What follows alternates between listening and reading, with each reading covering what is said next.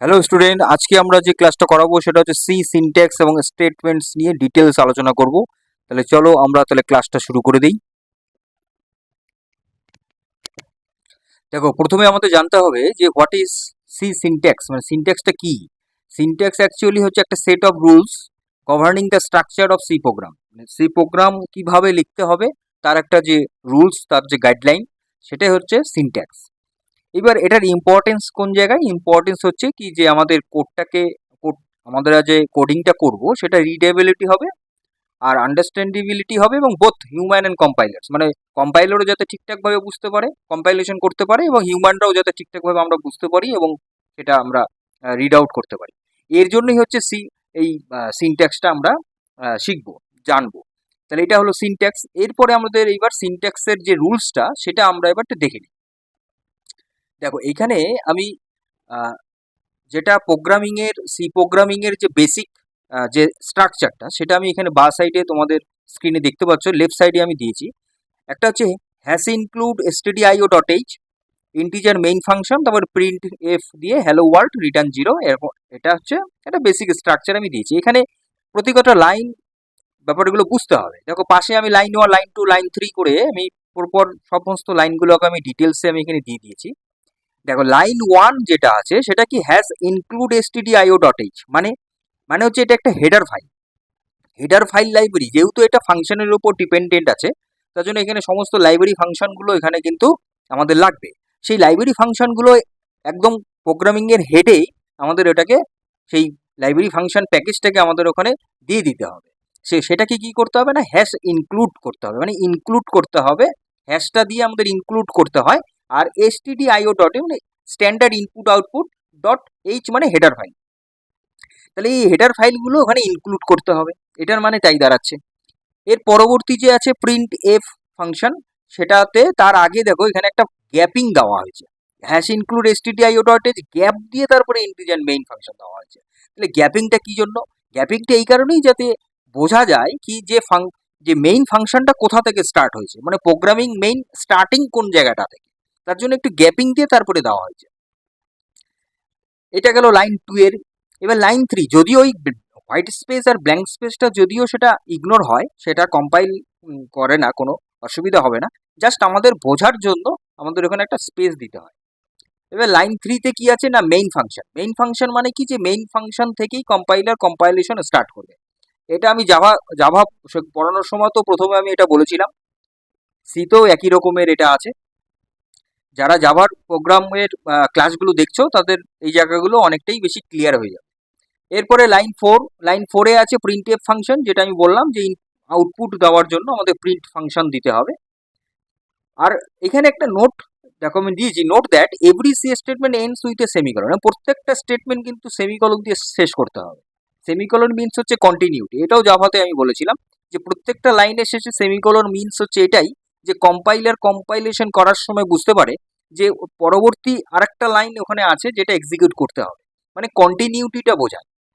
এটা বুঝতে হবে। এরপরে কি দেখা যাচ্ছে কি যে ইন্টিজার মেইন ফাংশনটা দিয়ে আমি পরের লাইনে প্রিন্ট এফ হ্যালো ওয়ার্ল্ড দেওয়া হয়েছে। এটা কিন্তু একটা সিঙ্গেল লাইনেও দেওয়া যেতে পারে, যেটা আমি লিখে দিয়েছি রেড দিয়ে, যে integer main function curly bracket starting, সেখানে প্রিন্ট এফ এর ভেতরে মেইন ফাংশনের মধ্যে হ্যালো ওয়ার্ল্ড, তারপরে semicolon return zero semicolon curly bracket. এটা একটা লাইনেও করা যেতে পারে, এমন না যে আমাকে নতুন লাইন দিয়ে করতে হবে। এটা গেল। এইবার যেটা এখানে রিমেম্বার মানে যে জিনিসটা আমাদের মনে রাখতে হবে, যে compiler ignores white space, however multiple lines makes the code more readable. এটা আমরা একটা লাইনে লিখতে পারি, কিন্তু আমরা চেষ্টা করব যে এটা মানে লাইন ব্রেক করে করে করাটাই বেটার হবে। তাতে রিড করতে সুবিধা হবে এবং ইউজারের বুঝতেও সুবিধা হবে। এর জন্যই এটা আমি রিমেম্বার বলে আলাদা করে দিয়েছি।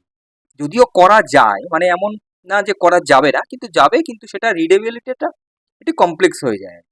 এরপরে লাইন 5 রিটার্ন জিরো, মানে মেইন ফাংশনটা যে আমি বলেছিলাম যে পাইথন পড়ানোর সময় বলেছিলাম ফাংশন অলওয়েজ একটা কি করে, রিটার্ন করে।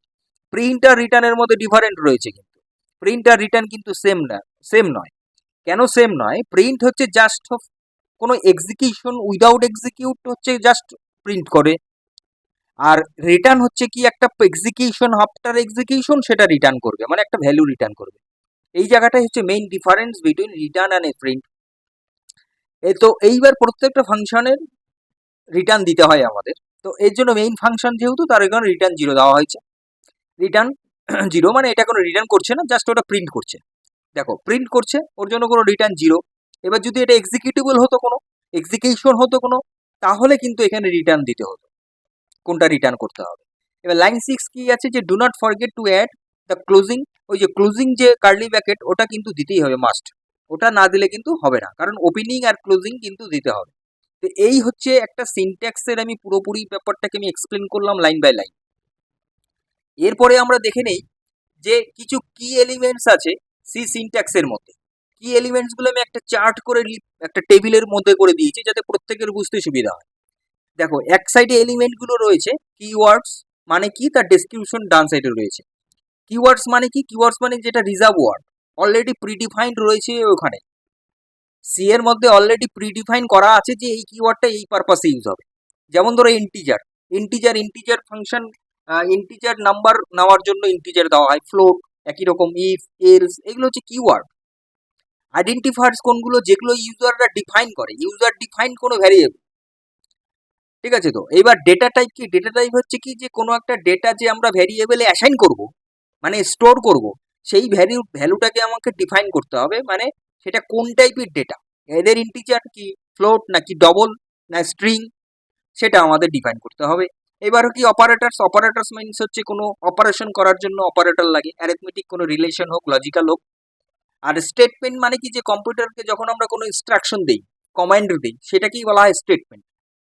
যেমন ধরো যদি প্রিন্ট এফ, যে প্রিন্ট করাচ্ছি সেটা একটা ইনস্ট্রাকশন, মানে সেটা একটা স্টেটমেন্ট। তাহলে এই হচ্ছে এলিমেন্ট গুলো যেগুলো আছে কি, keyword, identifier, data types, operator, statements. এটা গেল। এরপরে নেক্সট হচ্ছে সি স্টেটমেন্টস অ্যান্ড ওভারভিউ। এইবার আমরা সিনট্যাক্সটা আমাদের কমপ্লিট হলো, এবার আমরা স্টেটমেন্টে যাচ্ছি। স্টেটমেন্টটা কি জিনিস সেটা আমি অলরেডি বললাম একটু আগে। এখানে কত ধরনের স্টেটমেন্ট রয়েছে, মোটামুটি তোমার 3×6টা রয়েছে। ঠিক আছে, 6টা স্টেটমেন্ট রয়েছে। কিরকম, একটা এক্সপ্রেশন, 2 নম্বর কম্পাউন্ড, 3 নম্বর কন্ট্রোল ফ্লো, 4 নম্বর ফাংশন কল, 5 নম্বর ডিক্লারেশন, 6 নম্বর নাল। আমি সুন্দর করে আমি এখানে টেবিল করে তোমাদের চার্ট করে দিয়েছি। যতগুলো আমাদের স্টেটমেন্ট রয়েছে সবগুলো স্টেটমেন্ট টাইপ, কিন্তু মনে রাখতে হবে স্টেটমেন্টের টাইপ, প্রত্যেকটা টাইপ নিয়েই আমরা ফার্দার আমরা ক্লাস করব, বুঝবো। তো আপাতত আমাদের এটা জানতে হবে যে কটা স্টেটমেন্ট রয়েছে, 6টা স্টেটমেন্ট রয়েছে, সেগুলো কি কি, সেগুলো এগুলো। এবার চলো আমরা প্রত্যেকটা দেখে নিই আলাদা আলাদা করে। দেখো প্রথম হচ্ছে এক্সপ্রেশন স্টেটমেন্ট।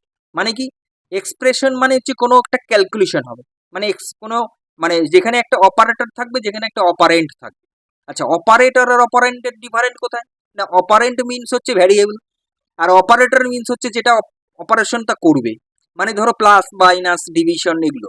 আর অপারেন্ট মানে কি, অপারেটরটা যার উপরে ক্যালকুলেশন করবে সেটাকে বলা হয় অপারেন্ট। যেমন x=5 অথবা y=x+3, এগুলো হচ্ছে এক্সপ্রেশন। দেন হচ্ছে কম্পাউন্ড স্টেটমেন্ট। কম্পাউন্ড স্টেটমেন্ট মানে কি, গ্রুপ অফ স্টেটমেন্ট, কিছু স্টেটমেন্ট একসাথে গ্রুপ করে দেওয়া আছে। যেমন কিরকম, যেমন হচ্ছে দেখো এইখানে ইন্টিজার a=10, প্রিন্টএফ ভ্যালু, এটা দেওয়া আছে। এই যে দুটো লাইন, এই দুটো লাইন একসাথে কম্পাউন্ড স্টেটমেন্ট বলা আছে, মানে একসাথে অনেকগুলো স্টেটমেন্ট। ঠিক আছে, যেটা আমরা একটা কার্লি ব্র্যাকেটের মধ্যে যেটা আমরা ব্লক অফ কোড যেটা হয়, সেটাই হলো কম্পাউন্ড স্টেটমেন্ট। নেক্সট হচ্ছে কন্ট্রোল ফ্লো স্টেটমেন্ট। মানে কন্ট্রোল ফ্লো মানে হচ্ছে কি, কোনো লুপিং এর মধ্যে পড়ছে। যেমন ধরো ইফ এলস হতে পারে, সুইচ হতে পারে, ফর হতে পারে, হোয়াইল লুপ হতে পারে, ডু হোয়াইল হতে পারে। এগুলো যতগুলো ইটারেটিভ টাইপের যে কন্ডিশনগুলো চেকিং আছে, যেগুলো আছে, সেগুলো সব কন্ট্রোল ফ্লো স্টেটমেন্টের মধ্যে পড়ছে, রাইট। দেন হচ্ছে কি, দেন হচ্ছে ফাংশন কল। ফাংশন কল কি, যে এক্সিকিউট এ প্রিডিফাইন্ড ফাংশন, যেটা আমি আগেই বললাম যে ফাংশন মিনস হচ্ছে যে, মানে অলরেডি সি হচ্ছে একটা ফাংশনের উপর ডিপেন্ডেন্ট, যেটা আমি অনেকবার বলেছি। তো যখনই ফাংশন কোনো কল হচ্ছে, সেটা এক্সিকিউট হচ্ছে, তাহলে সেই এক্সিকিউট হয়ে আমাদের ফাংশন ডিফাইন করছে, তাই তো। যেমন ধরো প্রিন্টএফ, তাহলে প্রিন্টএফ অলরেডি একটা প্রিডিফাইন্ড ফাংশন রয়েছে সিতে, যখনই আমরা প্রিন্টএফের ভিতরে হ্যালো ওয়ার্ল্ড দিচ্ছি, তখনই সেটা হ্যালো ওয়ার্ল্ডটা প্রিন্ট করে দিচ্ছে। তাহলে এটা হচ্ছে ফাংশন কলস। দেন হচ্ছে ডিক্লারেশন স্টেটমেন্টস। ডিক্লারেশন স্টেটমেন্ট কোনগুলো, যেমন আমরা কোনো একটা ভ্যারিয়েবলকে ডিক্লেয়ার করি, রাইট। যেমন ধরো ইন্টিজার এজ, যেমন ধরো ফ্লোট হাইট, এরকম টাইপের যখন আমরা ডিক্লেয়ার করি সেই স্টেটমেন্টগুলোকে বলা ডিক্লারেশন স্টেটমেন্ট।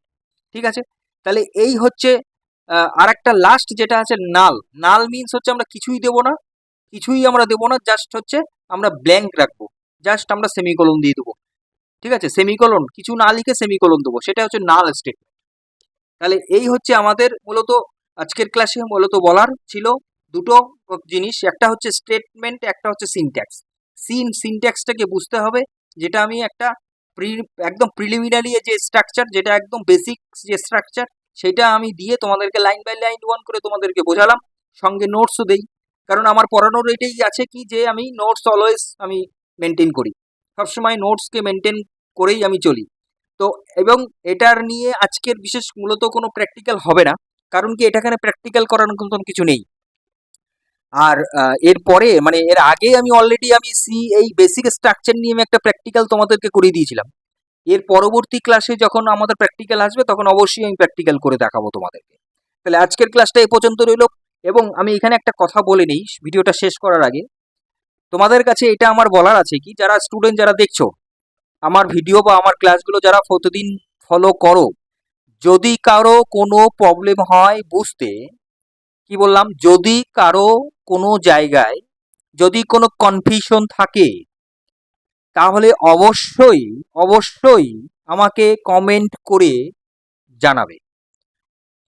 ঠিক আছে, অযথা কোনো রকম ভাবে তোমরা কিন্তু আমার উপরে মানে খারাপ নিও না, খারাপ কিছু ভাবে নিও না। যদি কোনো জায়গায় আমারও ভুল ত্রুটি যদি হয়ে থাকে, অবশ্যই আমাকে কমেন্ট করে জানাবে। এবং কোনো জায়গায় যদি বুঝতে অসুবিধা হয় অবশ্যই আমাকে কমেন্ট করবে, আমি কিন্তু ফার্দার সেই ক্লাসটা তোমাদেরকে করাবো।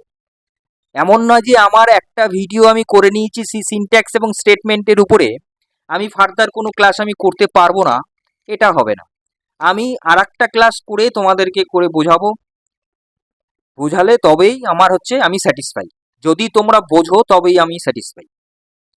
তো এটাই আমার লাস্ট বলার ছিল। তাই যাই হোক, আজকের ভিডিও আজকের ক্লাস এই পর্যন্ত। পরবর্তী ভিডিও পরবর্তী ক্লাস নিয়ে আমি খুব তাড়াতাড়ি আসছি। ততক্ষণ পর্যন্ত তোমরা সুস্থ থাকো, ভালো থাকো, মজায় থাকো, আপডেটেড থাকো, ডিজিটালি থাকো, এবং এই policy web design AI computer learning সেন্টারের সঙ্গে থাকো। আমি কিঙ্কর পাল, আমার সঙ্গে থাকো। Thank you.